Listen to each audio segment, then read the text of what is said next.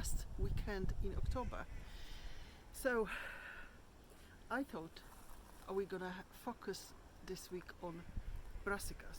It was very difficult to actually find a dry patch to come over, and it's drizzling right now, so I don't know how long we managed to do this today, and I have to finish tomorrow. So I've got no less than 6 brassica beds here, and the first three of them I want to talk about are fairly new seedlings of I think it's OFFENHAM 2 and Wheeler's Imperial spring cabbage. Why I'm actually talking about brassicas is because there's such a long list of things to do, and so why I actually want to talk about brassicas is because these are the crops which we're probably going to have the most of over the coming months. So I've got 3 beds of spring cabbages in various stages, and we're going to talk about them as soon as we can leave the greenhouse. And here is Nigel sheltering from the rain.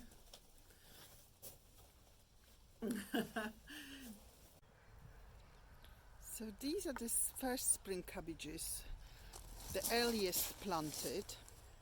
Some of them have been actually attacked by mice, but they're recovering, and surprise surprise, I've got a pea sprouting here. So this is the other bed, which obviously has been devastated by mouse, but I'm gonna leave them because some of them may still recover. This one is the Wheeler's Imperial, and again some of them are not great, but we should have few, and they now gonna stay under the cover for the duration. So okay, we're gonna have a look at this one then, and so I'm gonna remove some of the leaves which are now don't look very good. Secondly, we're gonna anchor this.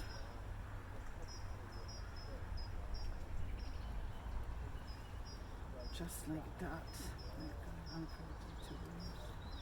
Make sure it's okay. And then I'm gonna try to twine this. Maybe this is too little slack.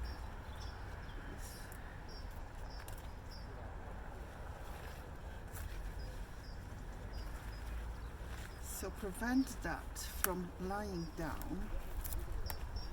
Okay. To be more careful with the leaves, they are fairly I'm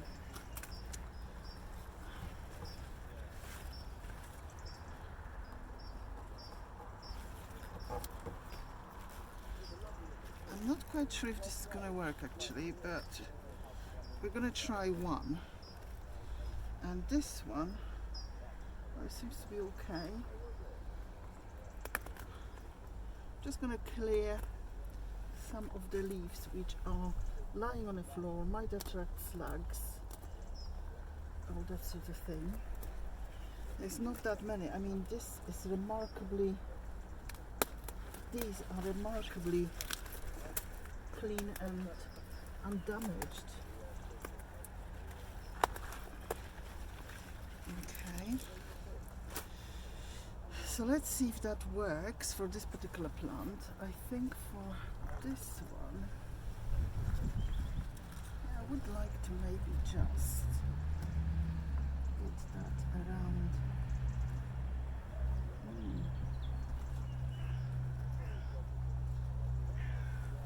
This one is not long enough. Okay, well, I do what I can. I see if that will work for me. That is all nicely staked out now, and the rain is starting all over again. So it's got some string and some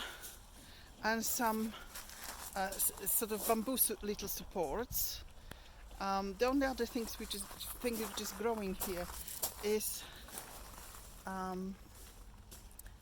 fennel, which I definitely didn't plant, self-sown, came with compost myself. And we're going to be rushing now back for the greenhouse because it's pouring buckets. This brassica bed is on the new cage, which was put up very late summer here, especially for this crop. And there is some small cabbages. They're just forming, as I said previously. Some leaves are, been obviously decimated at the caterpillar stage, but they recovered. And this is the next crop. Just have a look here. Here we go. These are the romanesco cauliflowers, although they are, I think, broccoli. So I've got quite a few of those, and there is some normal broccoli here. So this one, well, it would probably benefit from stump staking, but I'm looking at them and they mainly look fairly strong. I might need to find something for them, so I might come back to that bed next week, because I can see they started sort of lying down, but I haven't got enough stakes to put in for these. So let me just show you how neglected brassica bed looks like. So these are the kales, and I will try to sort them out a little bit, and there is some I still be able to harvest during the winter. These are the 9-star perpetual sort of perennial cauliflowers, which never flowered this year, but I will leave them just in case we get something next year. I'm in two minds. These massive broccoli, they still have little spears and so on, but they look like trees, and frankly I am tempted to get rid of them. I've been just pulling the leaves of these colettes which are lying down, and we're going to try to prop them up somehow and cut all the brassicas by the root bulb to leave the roots to feed the soil as normal. But most of this bed is going to be then really free, so we should put some cardboard down. I might even leave it for a day or two uncovered to let all the flies to come out. Look, there is still a caterpillar on them. How funny. This is the kind of damage that mice do. So there is a perfectly good something, let's say that was kohlrabi, and there is quite a few of them like that, and they all eaten from the top. So we will just cut them by the root bulbs and let everything else which is left here breathe a bit. These are the colettes which already formed. I mean, there is another one there. For very neglected bed, that's not too bad, and we did let lots of things flower.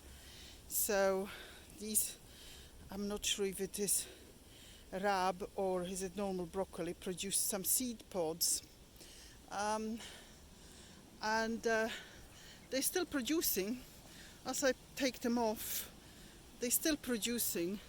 I will pick if it's anything edible, but I'm trying just basically to get this bed under control now. So I'm just layering this big bed with some of the packaging from the greenhouse, but we've been saving lots of packaging because we need to lay quite large areas, and during the week that will be filled in with probably green compost.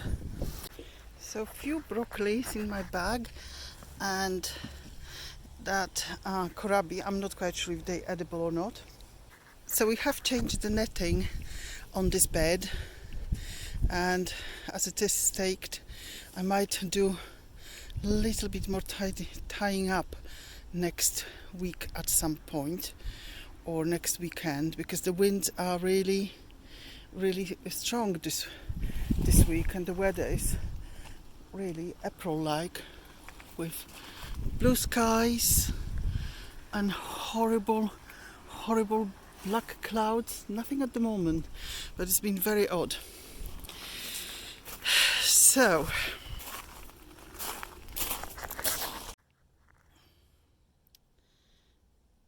regarding bulbs, spring bulbs and flowers, I just received some wallflower seedlings, and these are sunset primrose and sunset orange, and they will have to go in right now. As for the bulbs, I will plant them during my next visit. While I'm actually doing this, I might just as well, these are for the square beds with dahlias amongst the long beds. So I've got some narcissus. I really like the traditional sort of pheasant eyes narcissus, and narcissi I think is the plural on that. And then the alliums that will go in the bed on the left because they don't have sweet peas, and some really interesting tulip combinations. So I think they're smashing combinations, and I have some for home from a supermarket. Well, these have been from well-known sort of online retailer, the Wallflowers, and these are just from Lidl and they look absolutely fantastic. I love a bargain. Look at those bulbs, absolutely fabulous. I got some Everest to put in at home. So I'm gonna get on with this because the wind is just picking up again. So as always, I'm using my, handy dibber. It's just so easy to do, and just plonk the seedling in, make sure it's nice and cozy, and got on with next one. And I shall sort of make sure that they are kind of not all the same, because there will be some, look at that, nice and snug. There will be rain later on for sure to help them along. And then around them I plant the tulips.